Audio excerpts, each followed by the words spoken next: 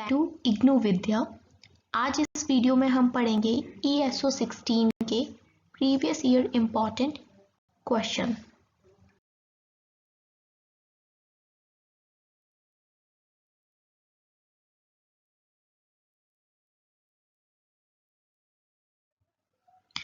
तो जैसा कि ये आप देख रहे हैं, term and examination December 2019, sociology ESO 16 social problems in India. आज हम डिस्कस करेंगे सेक्शन 1, जिसमें कि 4 क्वेश्चंस दिए जाते हैं और आपको इनमें से कोई 2 क्वेश्चंस करने होते हैं आपकी चॉइस के, लेकिन मैं 1 बाय 1 सारे क्वेश्चंस को डिस्कस करूंगी। एक वीडियो में एक क्वेश्चन करूंगी, तो आपको जिस भी क्वेश्चन में डाउट हो आप वो वाली वीडियो देख सकते हैं। ये फर्स्ट वीडियो है सीरीज की, तो इसमें हम डिस्कस करेंगे first question, that is discuss the functional approach to understanding social stratification. ये मैंने हिंदी में भी पेपर लगा दिया है ताकि जो हिंदी मीडियम के बच्चे हैं वो समझ पाए। जो रिटन कॉन्सेप्ट होगा वो इंग्लिश में होगा और समझाऊंगी मैं हिंदी में। सो दोनों ही इंग्लिश और हिंदी मीडियम के लिए बेनिफिशियल रहने वाला है ये।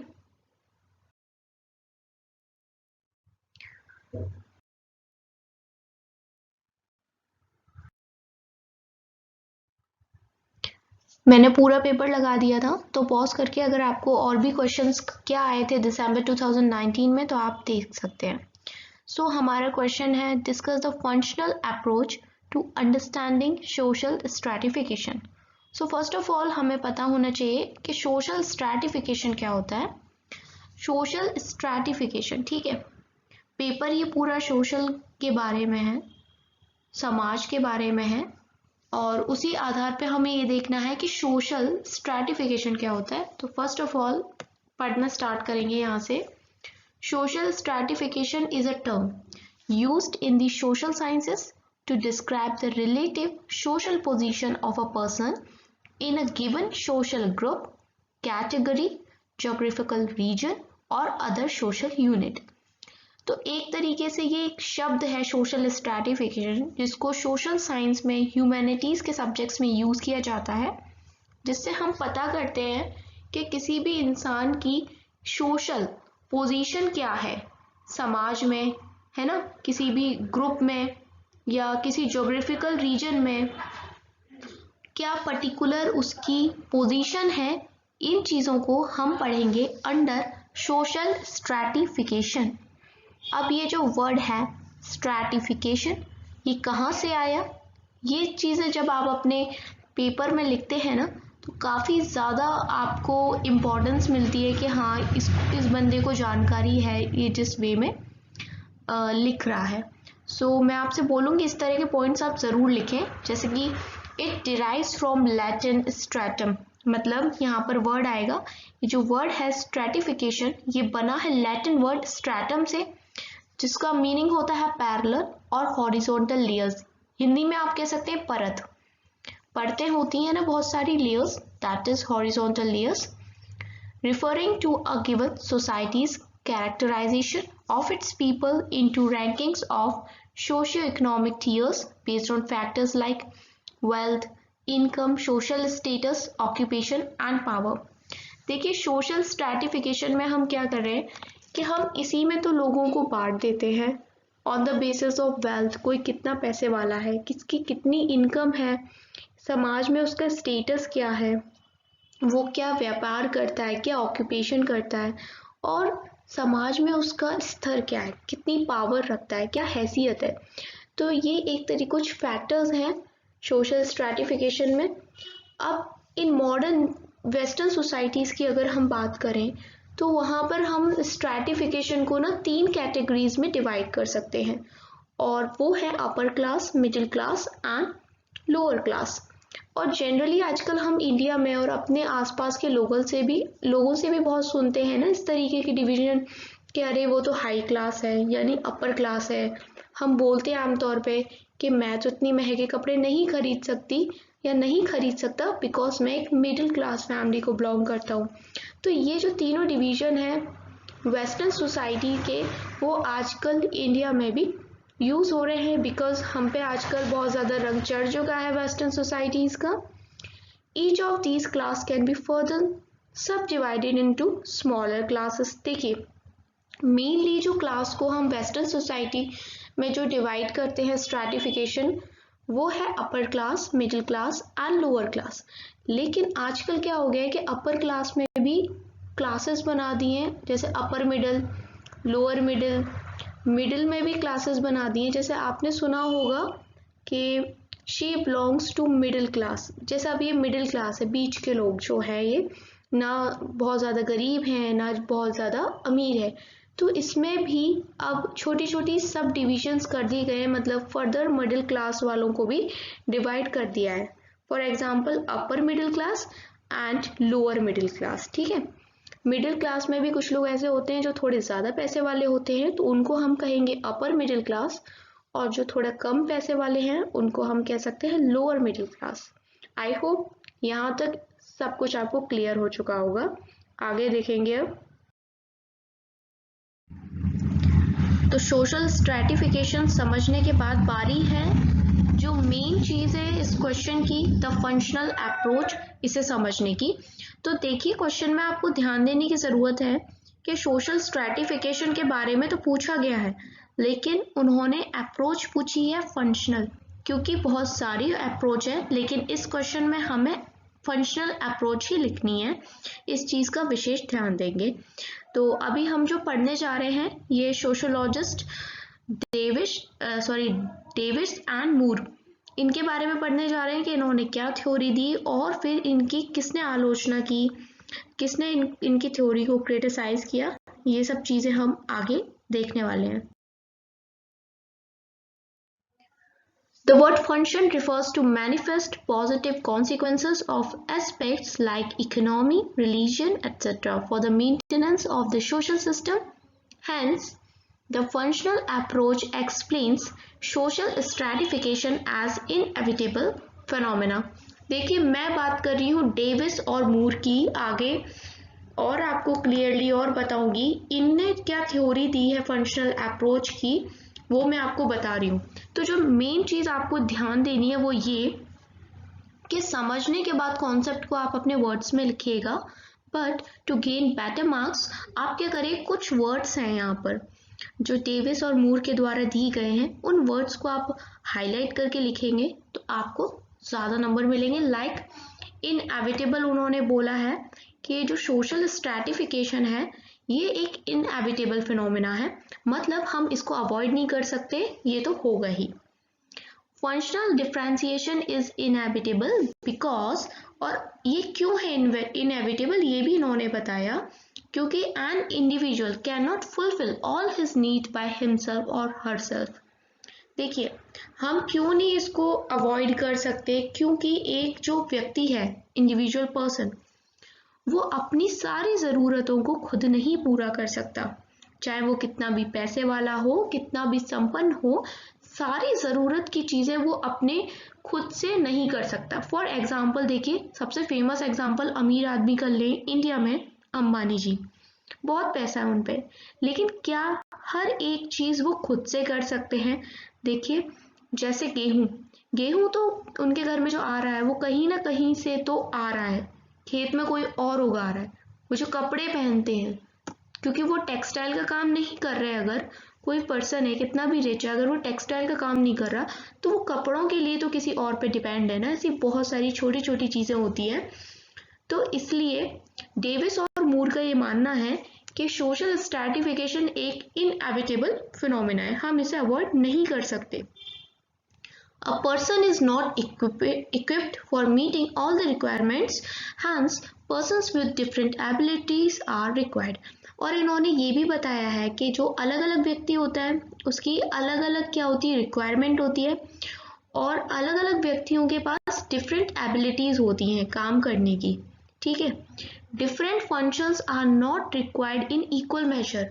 और इन्होंने ये भी बताया है कि ये जो अंतर आता है ना समाज में, अमीर गरीब का, और बहुत सारे अलग अलग तरह के जो अंतर मौजूद है हमारे समाज में, वो इसलिए भी हैं क्योंकि जो काम व्यक्ति कर रहा है वो इक्वली इम्पोर्टेंट नहीं है सारे। ठीक है, किसी की दुकान, जैसे कुछ दुकानें हैं वो ज़्यादा चलती हैं, कुछ दुकानें थोड़ी कम चलती हैं। जैसे अब राशन की दुकान है वो ज़्यादा चलती हैं, क्यों? क्योंकि भाई खाना तो सभी के लिए ज़रूरी है ना। तो उस तरीके से इन्होंने एक एग्जाम्पल ऐसे करके समझाया है कि जो डिफरेंट फंक्शंस हैं उनकी अहमियत सेम नहीं है, कुछ की अहमियत ज़्यादा है और कुछ की कम है। Therefore, different persons are rewarded differentially according to the value attached to the functions they perform।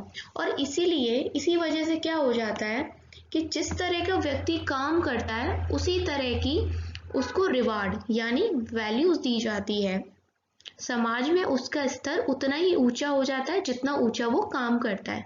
For example, एक सुनहार, एक गोल्ड स्मिथ जिसकी सोने की दुकान है, सोना को वैसे ही कितनी ज़्यादा इम्पोर्टेंस दी जाती है इंडिया में, तो उस व्यक्ति का जो स्तर है समाज में वो भी ऊंचा हो जाता है क्योंकि वो एक सुनार का काम कर रहा है। ठीक है, ऐसा फंक्शन जो वो परफॉर्म कर रहा है उसके अकॉर्डिंग उसका जो समाज में स्तर है वो भी बढ़ जाता है। तो ये सब हम थ्योरी पढ़ रहे हैं जो कि डेविस और मूर ने दी है।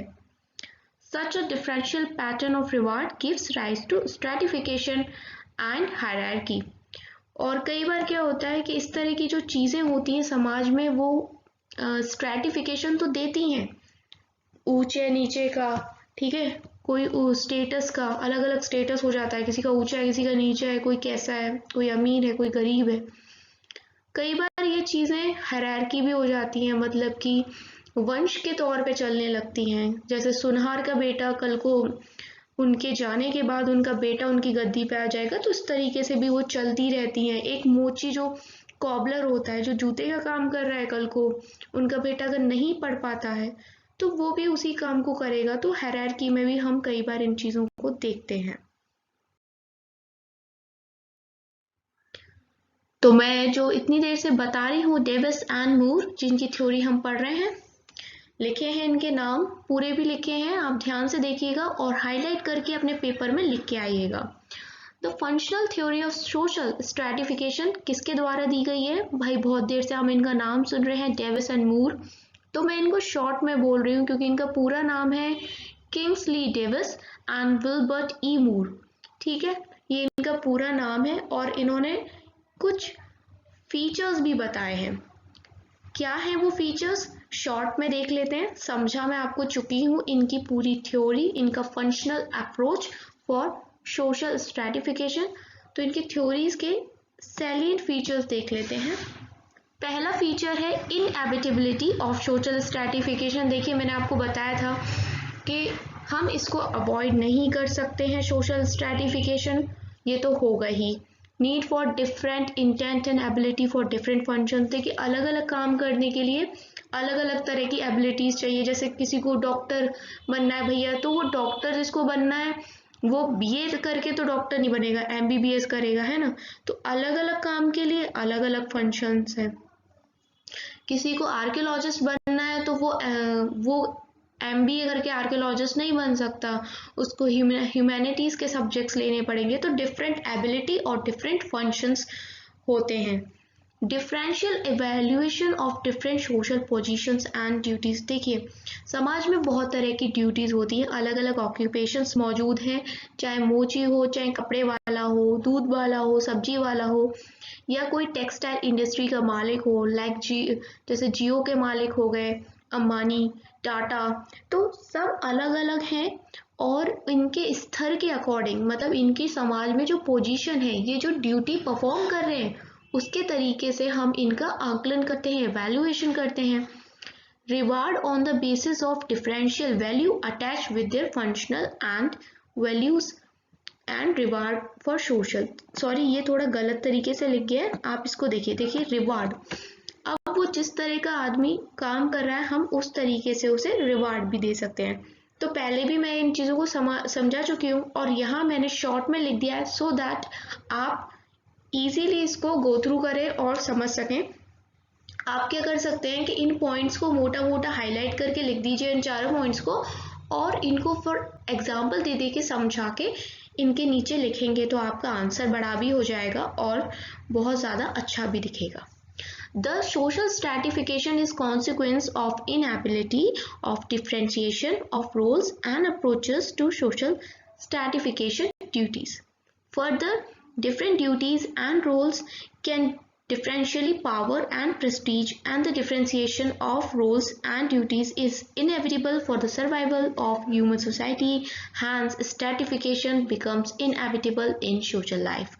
तो देखिए ये पूरी बात मुद्दे की यही है कि समाज में अलग अलग ड्यूटीज़ हैं, अलग अलग ऑक्यूपेशन है, और जैसा ऑक्यूपेशन एक इंसान परफॉर्म कर रहा है उसके अनुसार उसका स्टेटस है और उसको उसी तरह का रिवार्ड मिलता है, इज्जत मिलती है समाज में।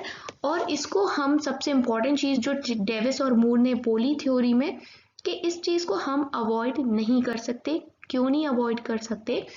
बिकॉज ये नीड है। एक अकेला आदमी अपनी पूरी चीज़ों को फुलफिल नहीं कर सकता है ऑन इट्स ओन। सो यहाँ पर नीड है अलग अलग ऑक्यूपेशन की, अलग अलग एबिलिटीज़ वाले लोगों की, इसलिए यहाँ पर सोशल स्ट्रैटिफिकेशन आ गया है। चलिए अब आगे देखते हैं इसी में। तो अभी जो हमने थ्योरी पढ़ी समझी डेविस और मूर के द्वारा दी गई, इसकी थोड़ी आलोचना करते हुए एक सोशोलॉजिस्ट आए हैं, मेल्विन एम ट्यूमन। पढ़ते हैं इनके बारे में ये क्या बोलते हैं। A scathing attack on Davis-Moore approach comes from Melvin M. Tillman. इन्होंने एक अटैक किया है, आलोचना की है, क्वेश्चंस उठा दिए हैं फंक्शनल अप्रोच पे जो कि डेविस और मूर ने दी है। इन्होंने बोला है, चैलेंज किया है social stratification as inherent feature of social organization. इन्होंने बोला कि जो ये सोशल स्ट्रैटिफिकेशन है ये इनहेरेंट फीचर है सोशल ऑर्गेनाइजेशन का। ठीक। He doubts the historical validity of functional importance for the necessary of social stratification. जैसे कि डेविस और मूर ने कहा था कि कुछ फंक्शंस ज़्यादा इंपॉर्टेंट होते हैं, कुछ कम इंपॉर्टेंट होते हैं, और जो ज़्यादा इंपॉर्टेंट होते हैं उन्हीं को हाई रिवॉर्ड और हाई स्टेटस मिल जाता है सोसाइटी में। तो इनके ऊपर क्वेश्चन उठाया है ट्यूमन ने और ये बोला कि आप कैसे कह सकते हैं कि कौन सा फंक्शन इंपॉर्टेंट है, कौन सा फंक्शन नहीं इंपॉर्टेंट। आपको क्या किसी ने लिस्ट बना के दे रखी है, भगवान ने क्या? इस तरह के उन्होंने बोला। The idea of positions with greater and lesser power and prestige as posted by Davis-Moore is a tautology, an unsound procedure।